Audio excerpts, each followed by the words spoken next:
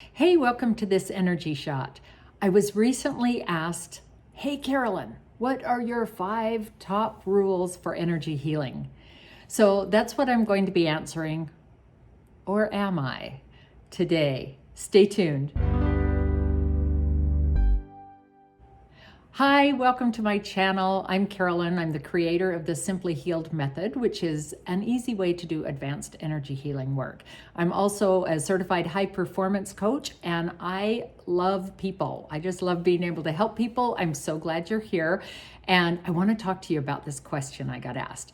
So my 5 rules for energy healing work, which I find is an interesting question. It was asked by someone who doesn't know me very well, obviously. So my answer to that is, I don't like a lot of rules.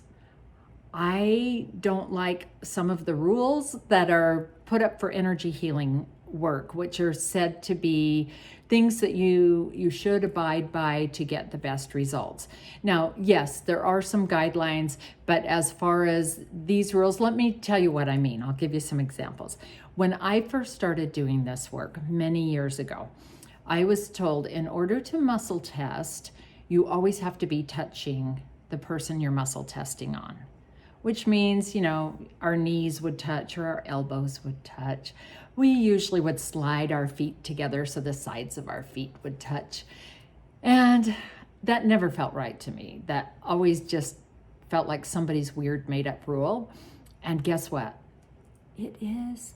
So I don't do that. I have clients globally, so Skype and phone and Zoom, and I teach and I work with clients, and certainly to muscle test, I am not somewhere my feet touching theirs or my elbow touching theirs, or that's just one of those rules you can throw out because not really true. Okay, what about you should never wear jewelry when you do energy healing work? No, that's not a thing. Some people will say the metals in certain jewelries will block the flow of the energy or will mess it up somehow.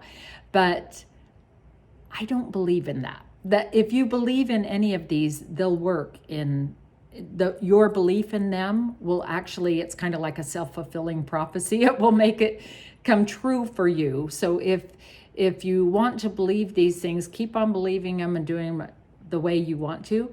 But if you feel like, I don't know if I need all these rules, then let me continue. Okay, after the jewelry, what about watch? A lot of people say, well, watch batteries are quartz and you won't get accurate information on energy healing if somebody has a watch on.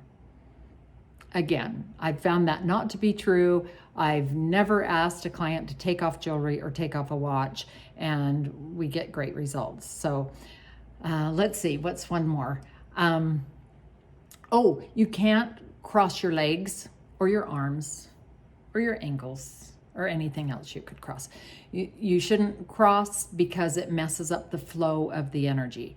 Now, that might be true if someone is doing like hands-on work, like if you're lying on a table, a massage table or something, and it's that kind of hands-on kind of massage work or something like that. Maybe, but as far as Simply Healed, as far as what I do, and I believe most non-touching kind of energy healing work, that has never been a problem for me. In fact, when I'm sitting at my desk talking on the phone to a client, I usually am sitting on my Fitball or a chair. I've usually got one leg crossed over the other. Sometimes my hands are crossed in my lap while I have my headset on and I'm listening to them. It's not a thing. It's just not a thing. So don't worry. Things like this, just don't worry about them. Let's see. Oh, another thing. I went to a class one time many, many years ago, and they kind of balanced everybody with magnets. And the rule of that class was once people were balanced, or at least the person who was the client, If anybody else walked through the room or came into the room to join us or anything, then everybody had to be rebalanced again. That seemed like a silly rule to me.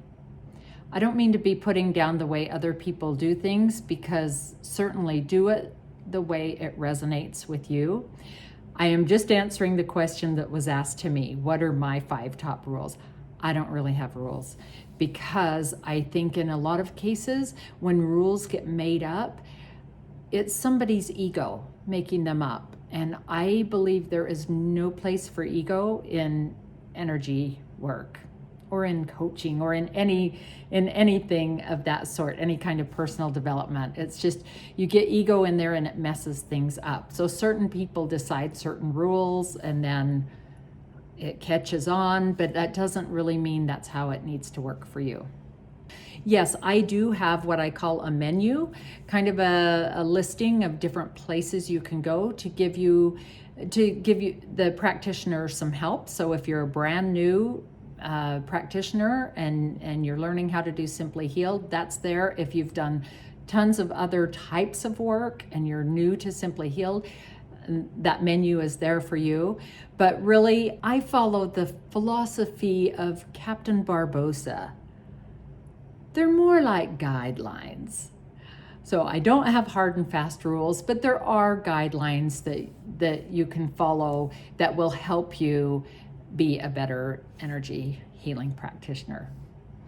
I hope that was helpful for you. If you know of a friend who you think needs to hear this, that it would be helpful, please share this video with them. Feel free to repost. And if you want to learn an easy way to do advanced energy healing work, check out my website. All of that will be listed below. So I work with private clients, I work with groups, I have programs, and I teach you how to do all of this. So if you're interested, all of that info is below. Go ahead and subscribe and ring the bell so you don't miss any videos. And I hope you have a fantastic day. Shine on!